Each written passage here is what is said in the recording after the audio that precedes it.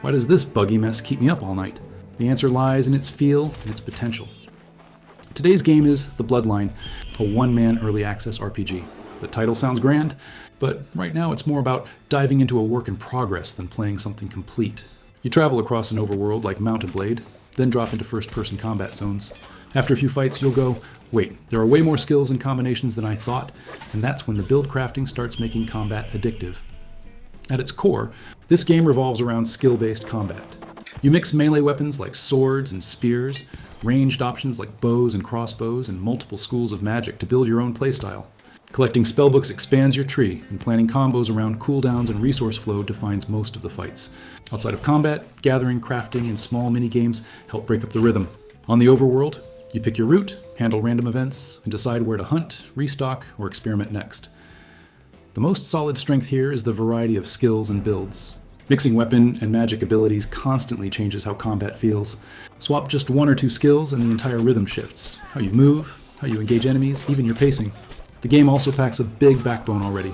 Calendar-based events, taming, mounts both ground and air, fortress rebuilding, and village growth. Plus, the dev reacts quickly to community feedback and updates often, which inspires confidence for the future.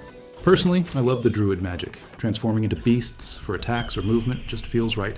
There are mounts, sure, but since you have to summon them from the inventory after every load screen, I found movement spells more convenient. Charging as a boar or gliding as a raven nails that tactile joy and flashy flair. The flaws, though, are obvious. First, it's still too early. Some regions feel half-finished, enemy and quest variety runs thin, and content gaps show fast. Second, performance. Frame drops, crashes, and occasional game-breaking skill bugs. Third, the world map zoom is awkward. It takes too many scrolls, and the steps aren't fine enough for quick navigation. Fourth, the balance curve is off. Some late-game skills feel weak, while a few magic types dominate. Fifth, accessibility settings are lacking. No toggles for blur, which can cause motion sickness. And lastly, the story density is thin. For a game about restoring a kingdom, most of your time is still spent doing fetch quests and gathering. Right now, The Bloodline is best described as a sandbox action RPG built around build experimentation. Its wide skill pool and creative setups make each breakthrough genuinely satisfying. But it's still rough. Content, performance, and narrative depth all need time. So let's set clear expectations. If you enjoy tinkering with builds and don't mind early access bumps, it's worth jumping in now.